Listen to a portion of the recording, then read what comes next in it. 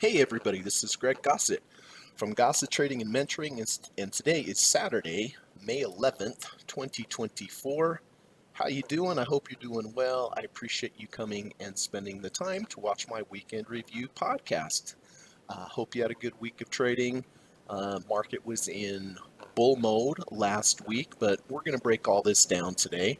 And I'll give you my opinions on where the market is and in my opinion, where I think it's going. But the format for the podcast is, first of all, we are going to run the U.S. legal disclaimer.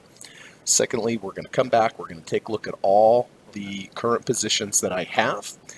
We're going to talk about when I entered the trade, why I entered the trade, what the strategy was, what the setup was, what the confluence of signals were when I took the trade, and then most importantly, we are going to talk about how I am going to manage the trade going forward, whether it goes my way or goes against me. It's very important in trading that when you get into a trade, you have an exact plan of what you are going to do. Once you enter that trade, you have no control over what the market's going to do, but you have to know exactly what you're going to do, again, whether it goes your way or goes against you.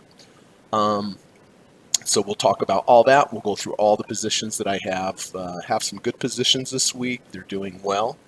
And who knows what's going to happen going forward, but I have to know exactly what I'm going to do going forward. After that, we're going to talk a little bit about trader psychology. Always the most important skill in trading, everyone, is the ability to create that plan and follow it, and that comes down to trader psychology. It is a skill. It's the most important skill. The only way that you're going to make money in trading is being impatient with your losers and patient and having a process and knowing what to do with your winners. It's really, really the only way.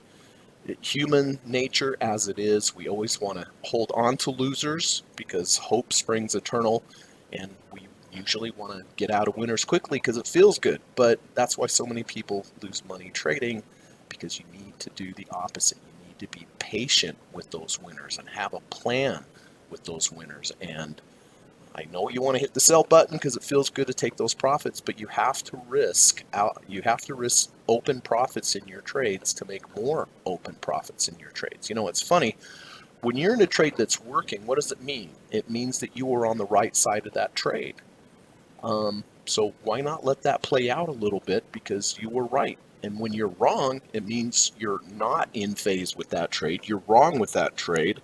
And generally, getting out quickly is the right thing to do because you weren't right, right? So we'll talk about trader psychology. It's always helpful for me to teach it. I hope it's helpful for you to listen, and hopefully you'll pick up on something that resonates with you.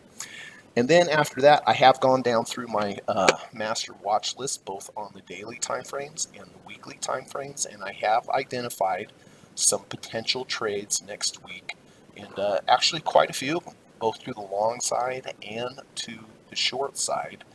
Um, so it's important for me anyway on the weekends when I do my research that I look at charts and go, oh, you know, if this stock got to this level or this price, that would make sense to potentially enter there because of X, Y, and Z. Maybe there's a 200-day moving average there. Maybe there's a combination of a 200-day moving average and a 30 RSI. Maybe there's a fair value gap, right? There, what I went through last night looking at these potential trades for next week, they're not there yet. If they were there already, I may have already taken the trade, but I didn't take the trade because they're not there. But that's the one thing in trading is having the patience to just sit on your hands, don't do anything until that particular market that you're looking at gets to a level that makes sense to you based upon your strategy. So patience is extremely important, and even when it gets there, doesn't mean it's going to be a winner, but it improves your chances if you wait until your market gets to a level that has multiple levels of support if you're going long, right? Multiple levels of price action that say, hey, this probably isn't going any lower. And then taking that trade, and then if you're wrong, having a process that tells you that you're wrong quickly, right? It's fine to have losing trades. I have them all the time, but they're generally very small losses. And then occasionally, and I have many winners too, but occasionally those winners can be 2, 3, 4, 5 times what I was risking to the downside. And that is how you make money in trading, by being patient with your winners, being very impatient with your losers. So hopefully it will be helpful. Like I said, um, I have quite a few markets that I'm going to go through today. I hope it's going to be helpful for you.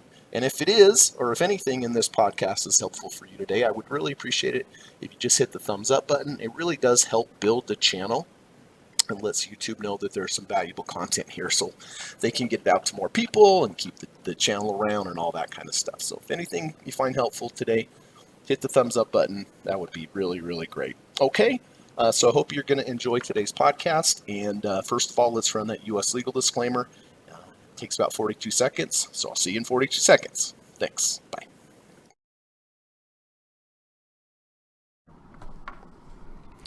This video or live broadcast, like all instructional materials produced by Gossett Trading and Mentoring LLC, is created and published for informational and educational purposes only. Please carefully read and or listen to the U.S. government required disclaimer before watching this video or live stream broadcast. The video link and disclaimer text are located in the description section of this video or live broadcast, here and here. Thank you so much.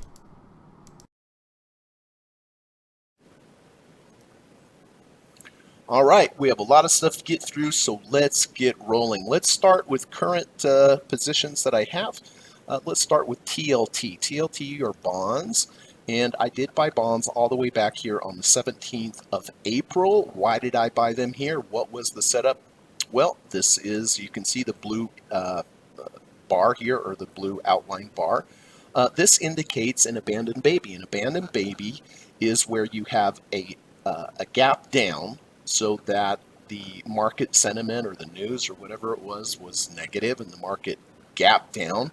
But the key here is that the very next day it gaps up. So we went from very bearish sentiment to very bullish sentiment in a very short amount of time. In my experience using abandoned babies and island reversals are more than one bar. It shows a very quick sentiment change from bearish to bullish. And it very often marks tops and bottoms. Not all the time, right? But more often than not, it marks tops and bottoms, and this is a bullish one. Up here, you see the blue? This is an abandoned baby because it gapped up and then moved sideways for 1 day and then gapped down. So the sudden shift from bullish to bearish indicate this was probably a top. Excuse me, and it was. And we had a big move down. Now we have the reverse, bearish to bullish. So when I enter an abandoned baby or an island reversal, I entered here at 86.60. What I do is on these particular types of trades, and by the way, if you'd like to learn more about abandoned babies and island reversals, go to my YouTube channel. Just look up island reversals, abandoned babies, and I have a lesson video there that goes into greater detail about them. Good video, you should watch it. So when I enter an abandoned baby or an island reversal, my exits on my profits are very simple. In my regular trades, I scale out. I do a lot of stuff, which we'll go over on other positions that I have today, but it's very simple. I place a 2 ATR stop to the downside and a 4 ATR profit target to the upside, which is correct trading. You always want to make more when you win than if you lose. So, you know, in my experience, these abandoned babies, island reversal, are about 70, maybe higher than 70% accurate. And so if 70% of the time I make 4 ATR profits and 30% of the time I make 2 ATR losses, you can see over time that is a good proposition in trading. So anyway, here's my stop loss down here, 2 ATRs. Here's my profit target up here, 4 ATRs, and entered here at 88.60. Moved sideways for a bunch of days, really wasn't doing much. Then we had a couple days down, wasn't looking so good, but it did hold. And then we've had a nice rally on the way up here, and currently this particular trade from entry to current price, up 1.71%. So not bad. Next trade is Home Depot. Okay, really good trade on Home Depot. I bought this back here on the 1st of May. Well, why did I buy this? Well, this is called the deep dip buy stock trading strategy. Really great strategy, been using it for years. If you're interested, I do have a really good video course on deep dip buys.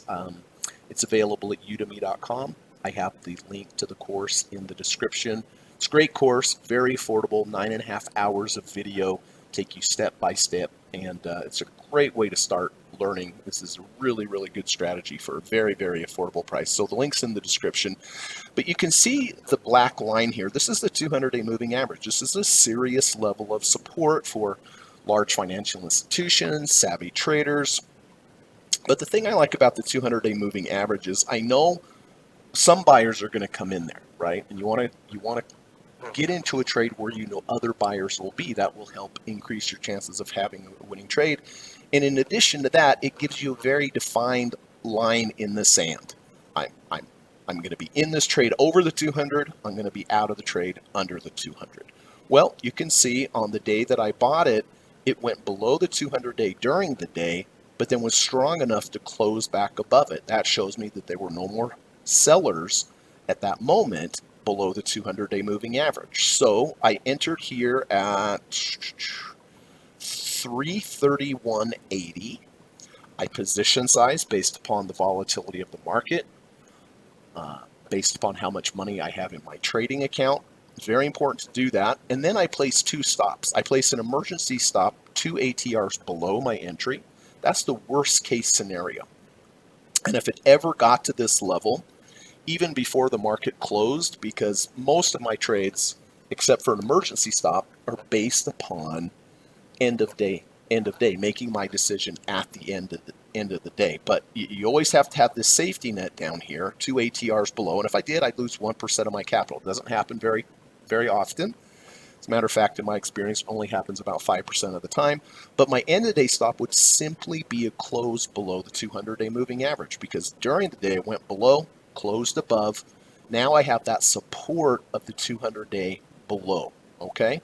Next thing I do, I place a trailing stop level 1.5 ATRs above my entry. If the price after I buy it, if it gets there, then I go into what is called trailing stop mode, which simply, I don't do anything. It just means I'm in trailing stop mode. It just means that now, once it's reached that level, if I have a close below a previous bar's low, I will get out of half of my position, which happened a few days ago, and I'll show you.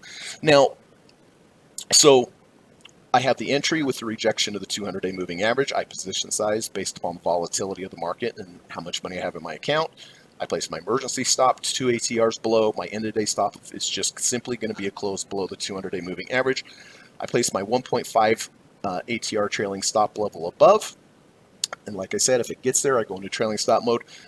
And all of these, what I just described here, are defensive moves. But I also play offense, right? Any great sports team, you have to play offense and defense. And the offensive part of my trading is if it moves the value of 0.45 ATRs. Right now, the value is $2.58. So let's just start with current. So here we are, 346.43. I would take 346.43, add 258 to it. That will be my first profit target on Monday. Then I'll take my first profit target, add the 0.45 to it again. That will be my second. I'll take my second, add it to it again. That will be my third. I always have 3 standing profit targets in the system for the next day. So bought here 331.80. Next day did go up, went up 0.45 ATR. So I got out of, at my profit targets, I always get out of 10% of the remaining position. So the next day went up. Great. Took a little profits off the table. That helps, that locks in profits, reduces my position size, reduces my overall risk, reduces the account heat. Next day up. I believe I hit 3 profit targets that day. So that's nice, right?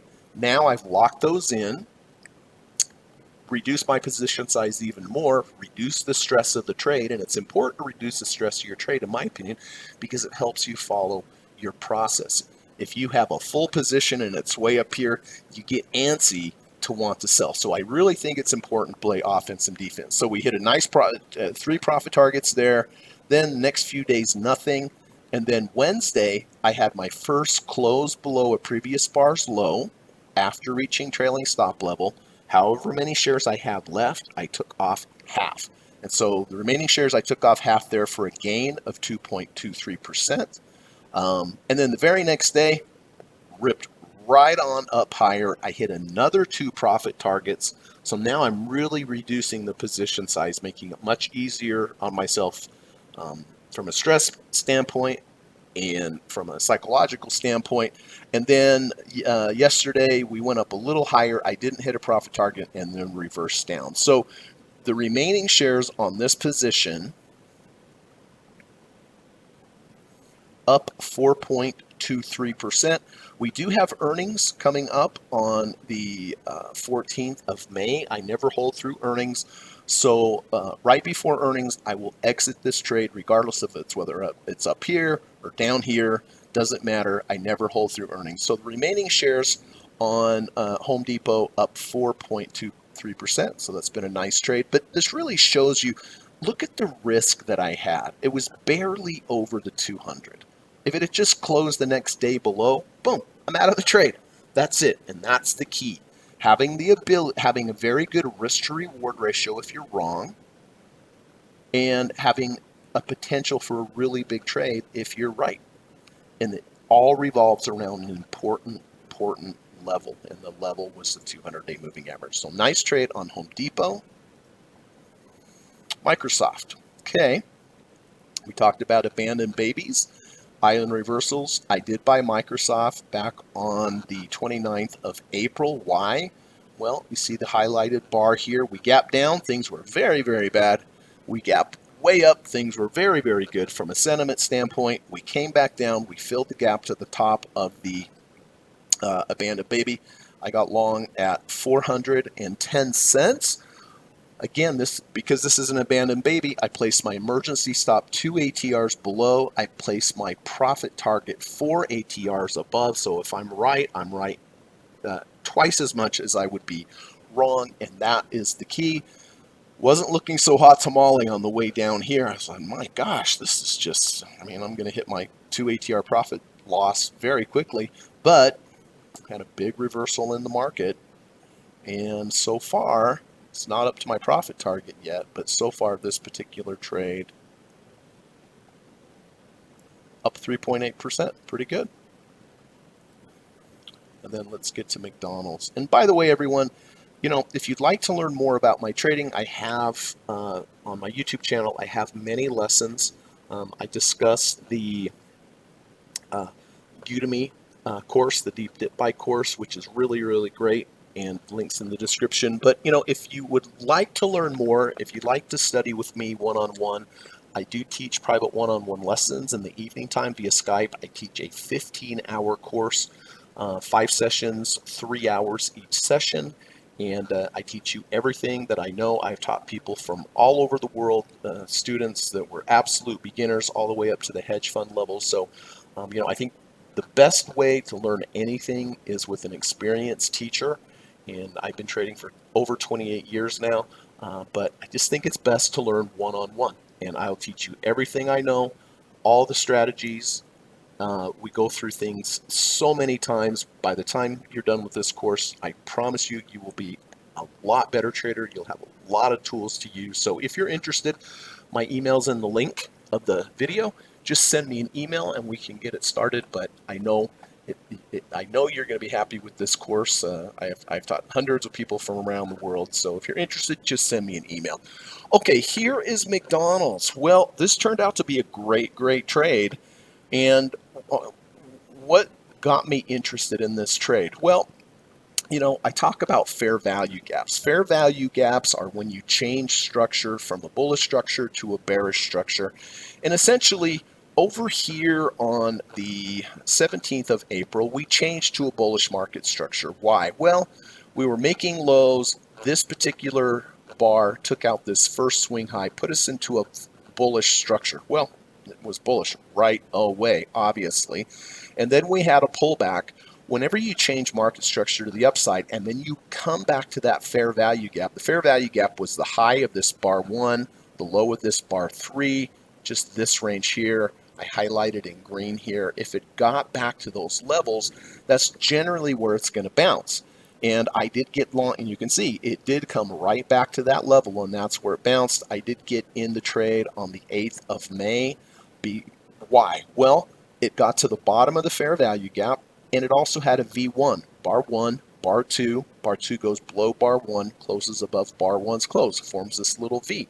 So I entered here at 268.30. My end of day stop was simply if we closed below the previous lows, and then of course I have my emergency stop down here. My 1.5 ATR trailing stop level, I put 1.5 ATRs above my entry. The next day didn't do much, but Friday blasted off. Just a great start to this trade. I hit 3 profit targets. So reduced my position size by 30%, and also I got to trailing stop level. So now I'm in trailing stop mode. It's great when you get to trailing stop mode because it means you're in the money. And 2, now if I have a close below a previous bar's low, I take off half. So really nice trade. From entry to current price, up about 2.4% in 2 days. Pretty nice. And like I said, did get to trailing stop level. So yeah, really nice trade. It's nice when these levels, when the price reacts at these levels. And so just a quick recap, I guess that's it. I don't have any weekly trades this week. So TLT up 1.71%. Home Depot, remaining shares up 4.23%. Microsoft up 3.48%. And Mickey D's, McDonald's, up 2.4%. Okay, I hope that was helpful. So let's talk a little bit about trader psychology before we go on to the potential trades that I'm looking at next week. This is from Peter Robbins. Peter Robbins was featured in Unknown Market Wizards. Really great trader, and whenever he has something to say, I listen. Why not? He's very good. So you can follow Peter at PR Robbins over on Twitter.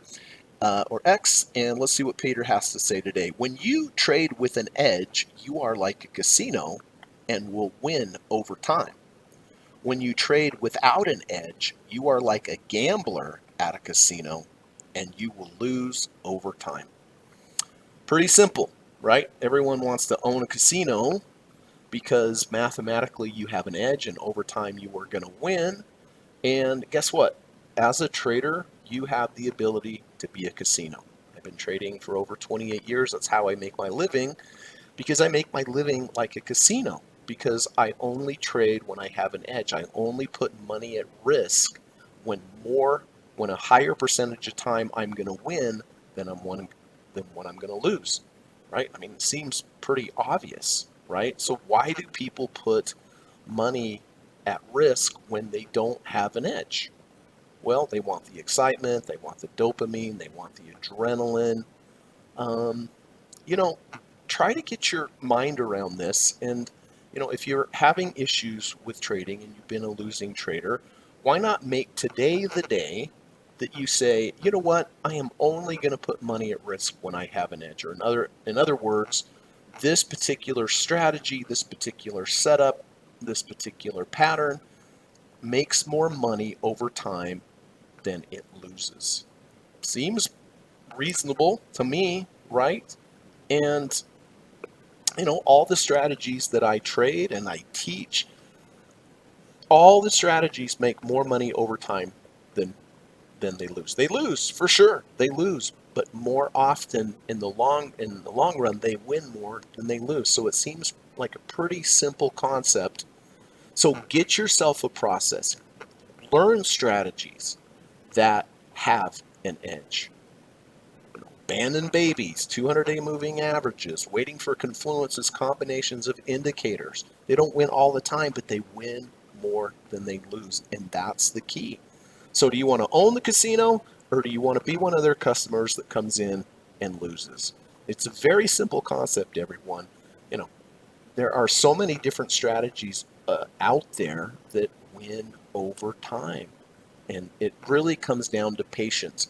Being patient, waiting until a setup or a pattern happens that gives you an edge. It's so important to have an edge. It is so important to have an edge. So be patient.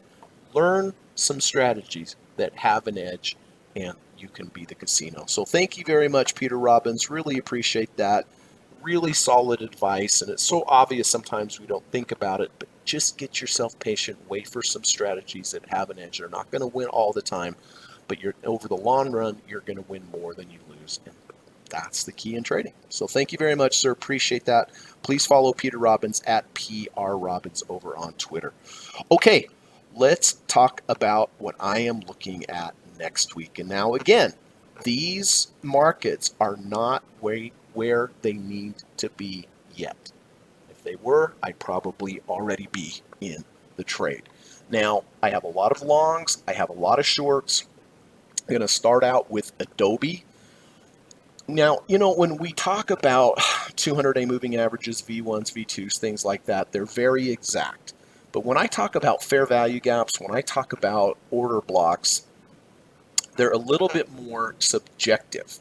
And I'll give you an example here on Adobe. On Adobe, here we have a low, we have a rally, it's followed by a lower low, and then we have this big move up that takes out this swing high. Adobe is currently in a bullish market structure. But ironically, when markets change from a bearish market structure to a bullish market structure, you almost inevitably first get a bit of a pullback, which is fine because, the old saying is buy dips in an uptrend, sell rips in a downtrend. Well, we're in a bullish market structure, but almost as soon as we went to a bullish market structure, we came down. That's fine. Buying those first moves down into the fair value gaps or into the order blocks makes a lot of sense. Right here, this red bar, the big down bar here, from the high to the low, this is an order block. This is your lowest low before a market structure change. Anywhere in this green area, this is the top and the bottom of this order block, anywhere in here is a decent place to buy. But this objective part is, does it come down just to the top of the order block and bounce? Does it come to the middle? Does it come to the bottom? Well, the deeper I can buy in this order block here, the deeper I can buy, the better my risk to reward ratio is. But if I'm too patient to wait for, to come way down here, I may miss the trade. Well, let me show you something else that I've been looking at on this trade. Here we have this high over here. We have this trend line. We broke above the trend line. So that's bullish. But a lot of times after you break above a trend line, you're going to back test that trend line before you have a more sustained move up. So right now, the level that I am looking at is this halfway between the order block, the top and the bottom, halfway. Why? Well, for one, we have this big up bar here. From a Fibonacci standpoint, 50% of that should hold. I should restate that. Not should hold, but it's likely that there will be some support there. But in addition to that, do you see how the halfway of this big up bar dovetails perfectly with the back test of that trend line? So I'm going to say here about 468.10 would be a very, very good level for me to potentially enter this trade. It'd give me a good risk to reward ratio. But everything's good. We have a trend line break above. We have a market structure break above. Just waiting for a pullback in here. Now, if it gets down in here and gives me a nice V1 or a V2, I may take that one as well. So I can't be as exact on this podcast as I'd like to be when I talk about fair value gaps and order blocks. It kind of comes down to experience of what I see. But to say the least, I'm interested in potentially getting along Adobe somewhere between 475.40 and 461. I wish I could be more exact, but I guess the most exact I can be at the moment is 468.10. But in other words, I'm looking to buy Adobe somewhere in from 475, 475.40 to 461. Right now, at the moment, my ideal spot would be 468.10. But I have the right to buy this really anytime here, especially if I get a V1 or a V2. So I know it's a little obtuse, but this is the area that I'm looking for on Adobe, mainly because we've broke the trend line to the upside. We've gone into a bullish market structure by taking out that swing high. And so this is what I'll be looking for next week on Adobe. Bitcoin, BITO. Okay, well, green here. What's this? This is called a island reversal. Gap down. Very bad sentiment. One day, not much, didn't do anything. Then a gap up. Okay, we went from bearish to bullish very quickly. You can see this is an a island reversal here. I tend to like to wait after an island reversal happens or an abandon baby happens for the price to come down and close the gap. Well, the top of the gap here, it's gapped up. The top of the gap here is 24.22. We're at 24.22. We're at 24.64. I don't trade Bitcoin very often, but if it does come down here and close the gap, very likely we'll take the trade. I'll place a 2 ATR stop. I'll place a 4 ATR profit target. Look up here. Here's a bearish abandon baby. Went up, gap down, came back, closed the gap. Remember, bearish and down. Exactly what I'm looking for here, but to the upside. So I'm looking for BITO. This is how I'm going to express the trade. Just come down and close this island reversal here, and with a 2 ATR stop, 4 ATR gain, and that's what I'm looking for on BITO. Caterpillar. Okay, this is a short trade that I'm looking at. Why a short trade? Well, here's an order block. Here's a bearish order block where we went up and then we changed market structure to the downside. Okay, market structures to the downside. If it's a downtrend now, I'm looking to sell a rip, or I'm looking to sell a rally anywhere between 368.20 and 358.80. I've highlighted this in the red area here. I will be looking for a short. I would say right now, kind of the same as Adobe. It's very subjective where I'm going to take this trade. It's going to depend on the price action, but this is this zone. This is the zone that I'm currently looking for. If I have a V1 or V2 to the downside, that would add some bonus points to the trade. Right here at halfway, I'll just go ahead now and just say right about 360 would be kind of an ideal area. My stop would just be a close over this swing high here, but it may not get there. It may touch the very bottom and then just head back down, and maybe I'll miss the trade, but that's fine. I also put a line here at 360.70. Why? Well, this line kind of dovetails with the bottom of these lows here. These used to be support. We broke to the downside. These will act as resistance. So I guess I should update that and say somewhere between 360.70 and 363.60 would be my ideal short area. If I had a bearish V1 or a V2 to the downside, that may get me in a little bit earlier. And also, if you'd like to learn, hear me talk about V1s, V2s a lot. If you'd like to learn more about V1s, V2s, again, go to my YouTube channel, look in the lessons playlist. I use V1s and V2s. They're really my bread and butter of trading. They really are good signals to enter the trade. So go and check that out. I think that will be helpful for you. But again, somewhere between 360.70 and 363.60, right in this area right here would be a good area for an entry for a short, but I'll just have to wait and see what the price action is. All right, Dow Jones. Okay, another short trade. Well, why? Okay, over here on the 21st of March, highest up bar, before market structure changed. Okay, we're coming back into this area. You know, these markets tend to have memories of these levels. Right now, again, it's a pretty wide spread here between 399 and 395. I've already highlighted really kind of the area that I'm looking for, 396.30. So that's like $1.12 above where we're at. Why this level? You see the big down bar that we had here, the big down bar? Well, if you retrace back up to about halfway of that bar, there's generally some inherent resistance there because it was a down bar. So right here at about 396.30 would be an interesting spot to potentially get short. My stop would just be a close above these highs because that would put us at brand new highs. So I think it's a really good area to potentially take a short for me just because, again, we're back into that bearish order block. We would get to halfway of this big down bar here, and there is a lot of potential to downside here, and it is a good risk to reward ratio. I don't have much risk to the upside. Are we going to go to all-time highs? I mean, look, we certainly could.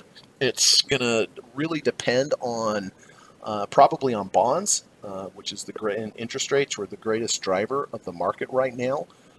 So it may, you know, I can't rule that out. I have to be open enough that we are going to make new highs here. It's certainly possible, but I also have to be aware of the fact that we are in a significant level of resistance right here. So I'll just have to wait and see how things go. But again, on diamonds, 396.30 is kind of the key level that I'm looking at for a short. Japanese yen, FXY. Okay. If you remember, I did from podcast back, you see the blue bar here?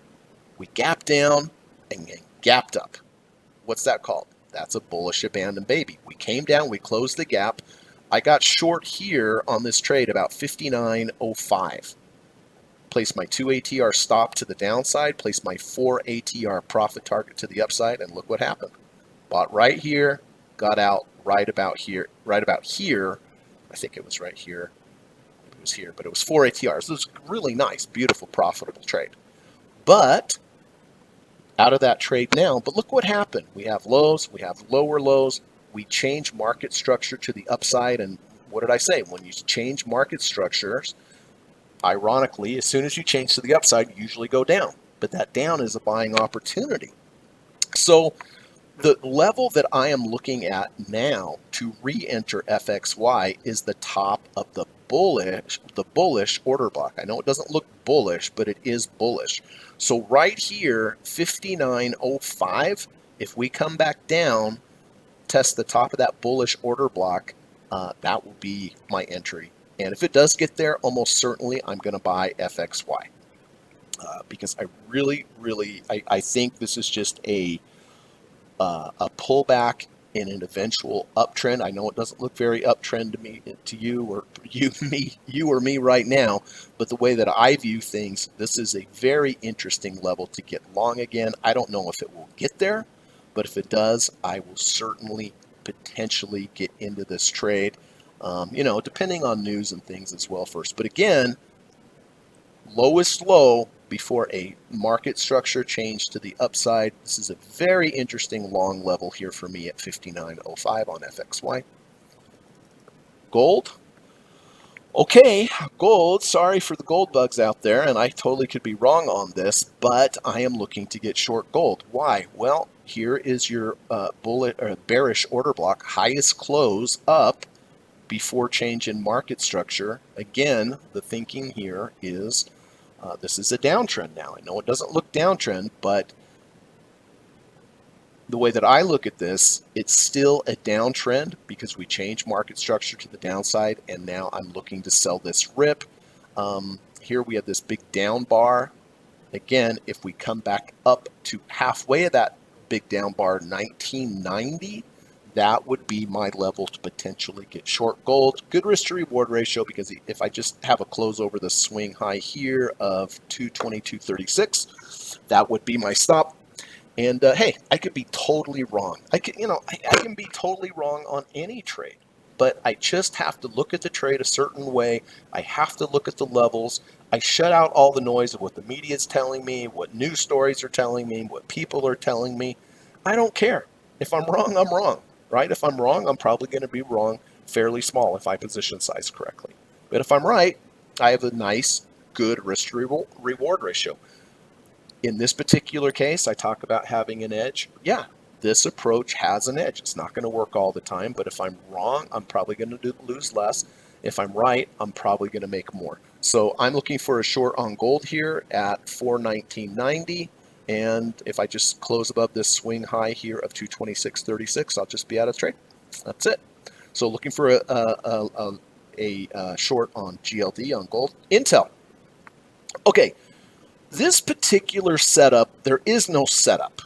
But what I'm looking for at this level, when you're down so far, I guess I say there's a little bit of a setup here. Not a setup, but big picture, I'm starting to see some things. You see the low we have here with a deep red MACD bar, strong momentum to the downside. Then we have a little bit of rally, and now we're even lower. Well, we're lower here, but no red bars whatsoever. This is a double bottom bullish divergence. I studied one-on-one with Dr. Alexander Elder.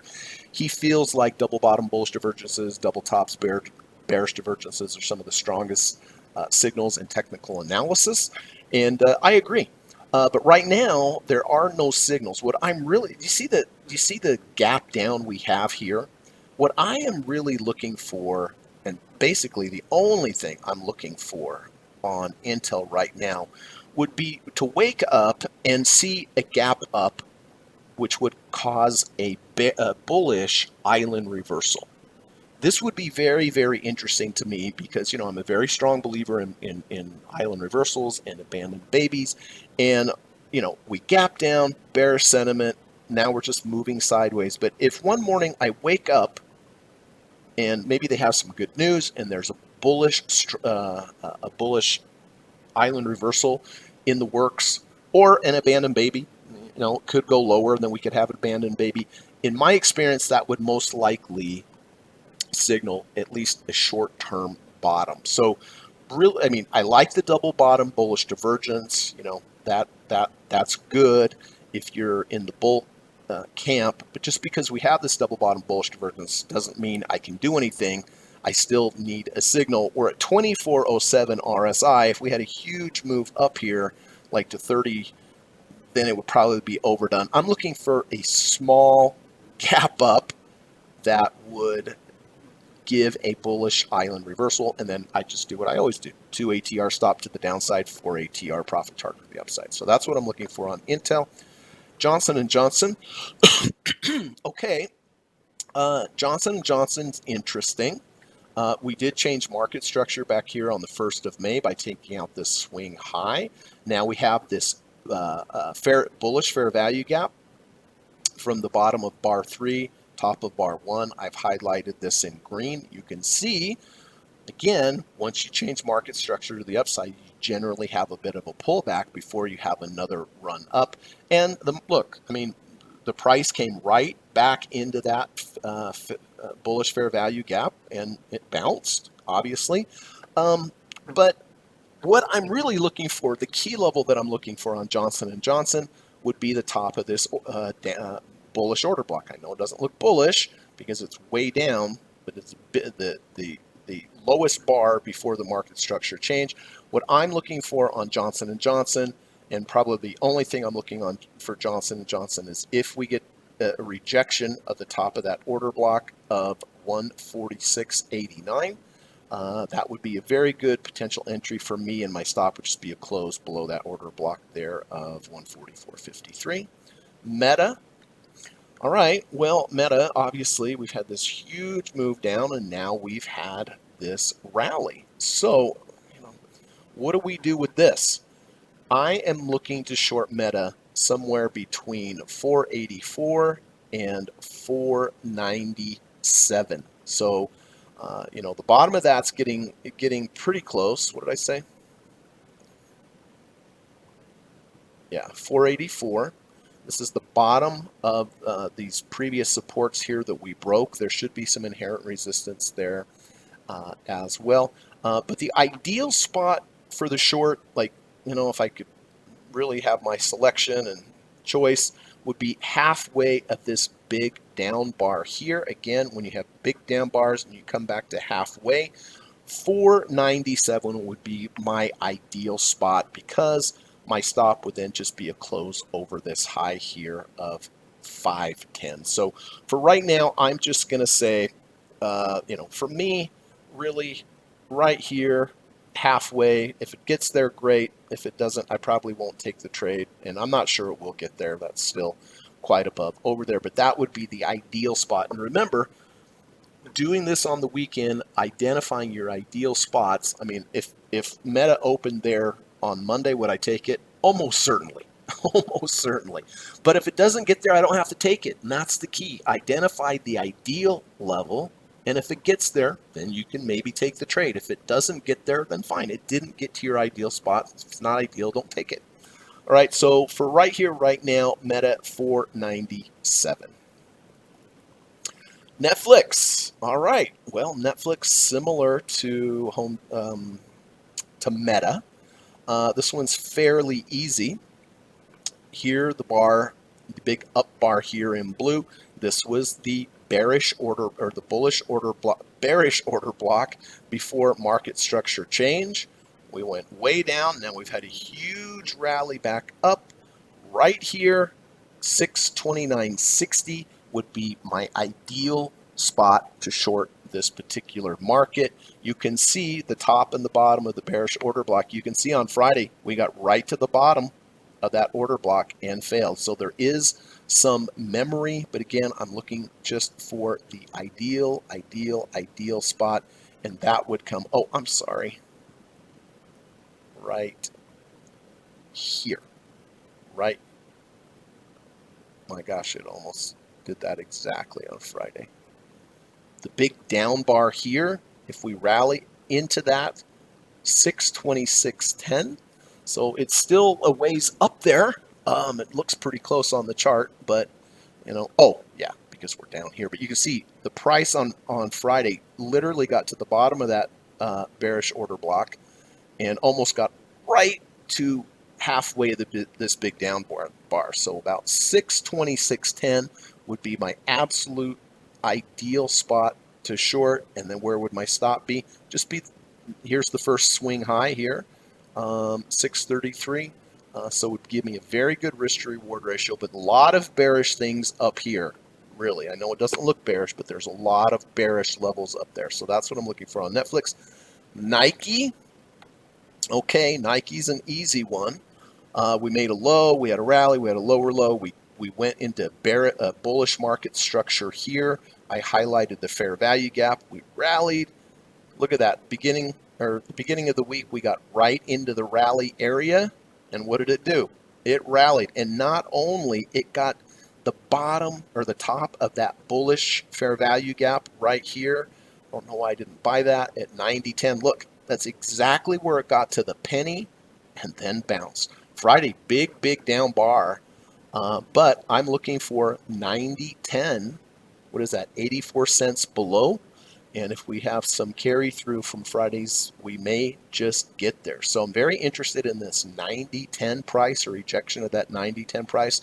If I enter there, my stop will just be a close below the low of that order block of 88.78. So really going to be looking for Nike right in here next week with a rejection of 90.10, and could potentially get long there. It looks like a pretty good setup. NVIDIA, okay. Looking for, this is another bearish potential short. Why? Here's the bearish order block. The bottom is 934. The top is about 967. Don't know if we're going to get there, but the ideal spot on this, on NVIDIA for me here, is going to be right about here. Why there? Well, that is the middle of the big down bar. There, it's going to hold some inherent resistance there. So ideal spot for me for the short on the video would be 945. May not get there, It may just hit the bottom of the uh, bearish order block here at 934 and go down. So I don't know. I reserve the right to get short NVIDIA there as well. We do have earnings coming up. I don't really want to mess with it too much. But if we came up and hit the bottom of the order block and rejected strongly, that may be enough for me to get short. But ideally right now, 945 would be the level. SPCE, I don't talk a lot about SPCE. It's a very low price stock. Technically, it's a penny stock, 95 cents, but occasionally I do enter this market. Why? What am I looking for? Well, here we change market structure to the upside. Actually, here we change market structure to the upside. Here we have this bullish order block. Doesn't look bullish. Down the lowest down bar before you change structure to the upside. Right here at 84 cents to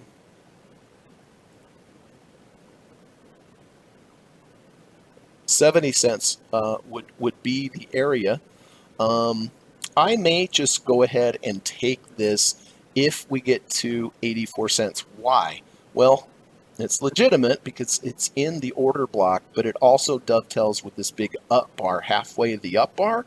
Well, if you have big up bars, 50% is generally a level of potential support. So we would have the halfway of that bar and the top of the order block, 84 cents. So 84 cents is about what I am looking for over here.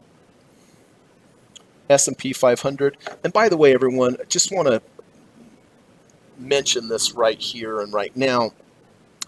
You know, here are 18 symbols. Is it possible that they could all trigger on Monday? Yes. Does that mean I would take all 18? No. You know, the way that I trade is that even if all 18 of these triggered on Monday, I would take the time to narrow it down to the best one. And how do you do that? Well, the way that I do, I look at, which one has the best risk to reward ratio?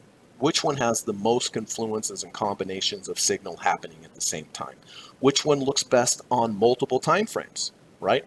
It's very important to look at higher time frames. These are the dailies. What are the weeklies doing? Are the weeklies showing some kind of confluence and combinations of entry signals on the weeklies as well as rejections of levels? It's very important. Which one has the best relative strength compared to the rest of the market? So, like I said, 18 potentials, yes, but I would narrow it down to the very best one. And it's important that you learn how to do that because it just increases the quality score of the trade. And I want to take the one that has the best quality score. And again, this is what I teach you in my lessons. I teach all my students this, how to look at all these different things to narrow down to the very, very best one. And that's why, I say, if you do become a student of mine, I will teach you all these things and it's just going to make you a better trader. So consider it. I'd love to have you as a student. SPY. All right, here we go. Okay, we are basically right there. Here is a bearish order block before structure change. And boy, did it nail it. Down, down, down, down, down. But again, we are right there. We are inside that bearish order block right now. It got through a major level right here, the halfway of that big down bar. I was really expecting it to fail there, and it didn't. So I was wrong on that. Well, it actually, on the day that it happened, it got right there, see, and failed. And now we've gone right back up. So this is a tough one. Actually, I'm still, because of all these bearish areas here, it still makes me a little quite bearish, actually. But I think the key for me on SPY right now would be is if we got to the top of the order block, 523, so it's a couple dollars above, and if we rejected that, that would be a very good place for me to consider a short. Why? Because look at my risk to reward ratio. If we just break out to all-time highs there, I'm just simply out of the trade. That's all there is to it. So I do think the areas on the SPY and the Qs right now, where we are at, I think this may be it. But I could be wrong. I could be totally wrong, and I have long positions, so I hope, but I have to, I have to deal with two things. I have to deal with what I hope happens because of my positions, and then I have to deal with what the reality is and what the technicals are telling me. And the technicals are telling me right now we are in some pretty significant levels here. So I'd be very, very careful. I wouldn't buy SPY here for anything, or Qs here for anything, or the Dow for anything right now because of these levels. But I could be wrong. But on SPY, if we reject 523.20, I would almost certainly take a short because of all the things that I talked about, and the risk reward would be very good. Oil, USO, okay, well, this is an easier one. This is pretty simple. 200-day moving average, the black line down here. This is what I'm looking for. I'm just looking for a bounce at the 200. I'm looking for a close under, close over the 200, or an intraday rejection of the 200-day moving average. Very simple trade. If it rejects the 200, I'm gonna stay in it above, and if it closes below the 200, I'm simply gonna get out. That's really all there is to it. That one's very easy. VIX, okay. Well, tell you what, one of the reasons that I'm quite a little bit concerned about this rally on the indexes is VIX. Usually when the market goes up, the VIX goes down. The market's been going up. Has the VIX gone down? Absolutely. But I want to show you this long-term trend, or this channel here. We take the low here, we take the low here, we connect those lows, we go out in time. Lots of times these channels, when you draw these channels out in time, when they get down, they're probably going to have some kind of reaction to the upside. I would expect VIX to have some kind of reaction to the upside at about 1174. So what is that? That's 25, 6, 7, 3, about 32 cents below. But once you get there, I would expect VIX to potentially bounce. And so therefore, what would I expect the indexes to do?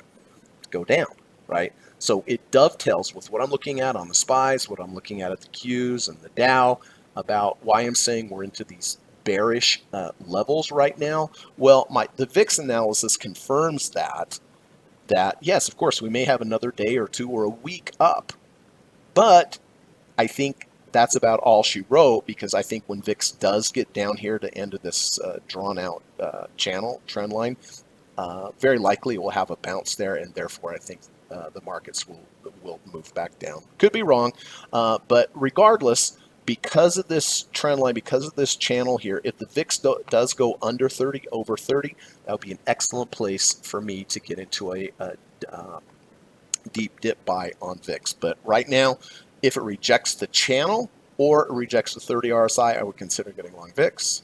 Walgreens really, really gotten hammered here, but big picture, Walgreens looks okay.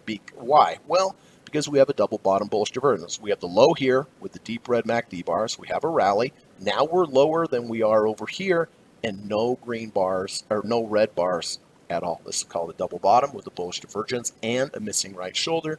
We call it a missing right shoulder because there are no red bars here. That's the shoulder. Here's the shoulder. Here's the head. No shoulders.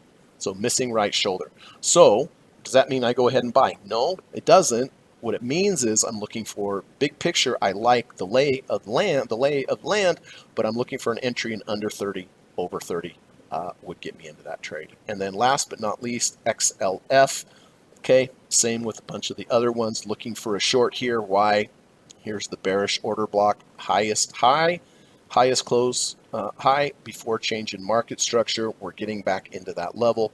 My spot to be short here, potential short here, 42.02. Why? Because it's halfway. Actually, I drew that a little bit. Oh, I guess right about there. Yeah, about $42 right here would be my potential short area at $42. Inside of this bearish order block, my stop would just be simply if it closed above new highs. That's it. So it gives a good risk to reward ratio. You can see on Friday we got right to the bottom of that order block and it rejected. So this is an important level here. Okay, those are the dailies, everyone. Let's quickly go over the weeklies. Weekly bars close on Friday. So I'll consider this on Friday. Here is IBB. Okay, what am I looking for on IBB here? There's an order block here, a bearish order block between 134.70 and 135.70. My ideal spot on this would be the bottom of this bearish order block right here, 136.60. I could potentially take this IBB if I had some kind of bearish V1 or V2 to the downside inside of this fair value gap. But for right now, I think the ultimate area right here would, the ultimate area, I mean, if I had to pick a level, would be right about here, which would be about 137.30. Why? Well, it's inside of the bearish order block. It's halfway of this big down bar, and you have the resistance of the 200 above. So just for here, right here, 137.30, I think would be the ideal place for me to potentially have a short here. Where would be my stop? Just simply close above new highs. INDA. Okay. INDA. Let's take a look at the trend line here. We draw the bottoms of the trend line, up, up, up, up, up. Did we break the trend line to the downside? We certainly did.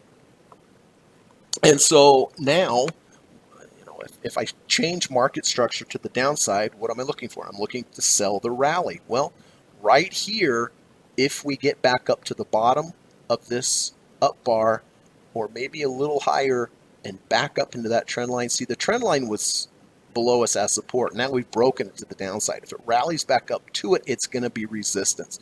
So right here, approximately 52.29 area, I'll just go ahead and say 52.33 would be an excellent place for me to potentially take this trade. 52.23. Now I like to have exact numbers because if it gets there, great. If it doesn't get there, great, but at least I know. 52.23 would be a great spot. It's the bottom of that particular big up bar, and it would dovetail, very close to the bottom of that trend line there. So that's what I'm looking for in INDA. UNG. Okay, UNG. We have a bottom, we have a rally, we make a lower bottom, and then last week we broke above this level here. What is that? Why does that matter? Well, that matters because now we are in a bullish market structure. We've changed from a bearish market structure to a bullish market structure. So we could have a fair value gap that forms. I don't know because I can't see into the future yet, but I can see for sure that now that we've broken to a bullish market structure, makes this bar a bullish order block. So if we come back down to the top of that order block there at 1550, that would be a good spot to buy because I know we've changed to a bullish market structure, and so I already know that this is now a bullish order block, and that would be a very good place to buy. It may head up higher and then create a fair value gap, which would create a buy area that's higher, but right now 1550 would be a reasonable spot to potentially get long UNG because we've had the order, the bullish order, the change in market direction to the bull side, and so I know that the top of that order block there at 1550 would be an interesting spot to buy. And then last but not least, thank goodness, feel like I've been speaking for 100 hours, is XLV. XLV, been talking a lot about order blocks lately. Here is your order block before the change in market structure to the downside. This almost dovetails perfectly. The bottom of the order block, halfway of the big down bar, 144.90. That would be an excellent, excellent level for me to potentially look at a short, and it definitely could be there. Where would be my stop? Simply a close over this high. So, woof, that was a lot of them. I haven't had that many lately, but I hope you found it helpful. And if you did find it helpful, and of value. If you could hit the thumbs up button, I'd appreciate it. Please consider becoming a student of mine. It's a great course, 15 hours, just you and I, 5 sessions, each session 3 hours. It does cost $1,750. I know it's a lot of money, but it really is an investment in you to learn a new skill that you can use the rest of your life. So, if that's of interest, just send me an email. Email's in the link at the description.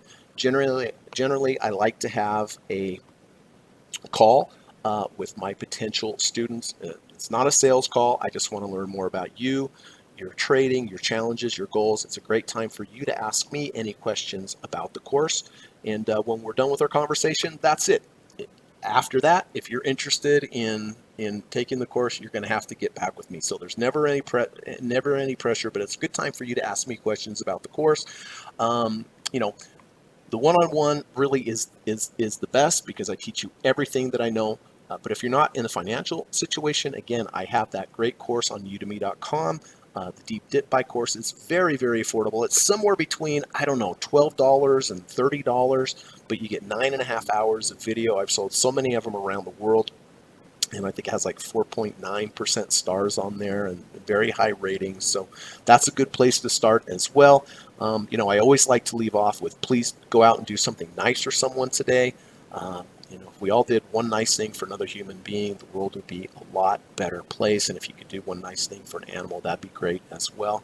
And I forgot to mention, I've been doing almost on a daily basis quick little videos on some of my day trades. I don't know if you've seen those, but if you'd like to see how I day trade, I usually go through and show you a trade and where I set my stops and how it worked out and all that. So if you see those and you like those, you want those to continue, let me know. And if you have any questions about today's podcast, just put them in the comment section. I'll do my best to get back with them. So, I feel like I've been speaking for hours and hours. It's only an hour and 6 minutes, but anyway, I hope you have a really good weekend. Please be careful next week. Like I said many times today, I do feel like we're coming into some major resistance levels on the indexes. So keep that in mind. Who knows? We could go to all-time highs. I could be wrong, but right now I kind of don't feel like we're going to, but I could be wrong. But that makes a market. All right, everyone. Thank you for coming. Hope you have a good weekend. I appreciate you investing the time. Hope it was helpful. And on the way out here, I have to run the U.S. legal disclaimer. Take care, everyone. See ya. Bye. U.S. government required disclaimer. Stock, options, futures, and forex trading is not appropriate for everyone. While there is a potential for large rewards, there is also a substantial risk of loss associated with trading. The material in this video or live broadcast is not geared towards any particular individual or to any particular financial situation and is not intended to meet the particular investment objectives of any viewer. This video or live broadcast, like all instructional materials produced by Gossett Trading and Mentoring LLC, is created and published for informational and educational purposes only. Any and all information contained in, implied, or referenced by this video or live broadcast is not to be construed as investment advice, and no representation is made that any individual or entity involved in production of this video or live broadcast is an investment or financial advisor or is registered or authorized to give any financial advice. We are publishers and educators only. Therefore, the various producers of this video or live broadcast will not accept liability for any loss or damage of any kind which may arise either directly or indirectly out of the use of any of this material, including any loss of profit. No representation is made that any account or investment will or is likely to achieve the profit or losses demonstrated. We recommend consultation with a licensed and qualified professional before making any investment decision. This video or live broadcast is not to be construed as an offer to buy or sell any security, financial instrument, or financial product of any kind. Notice is hereby given that any individual or entity involved in production of this video or live broadcast or their clients may have an interest in any security, financial instrument, or financial product mentioned or referenced. Any simulated or hypothetical performance result depicted does not represent actual trading and therefore may under or overcompensate for the impact of various market factors such as lack of liquidity. Thank you.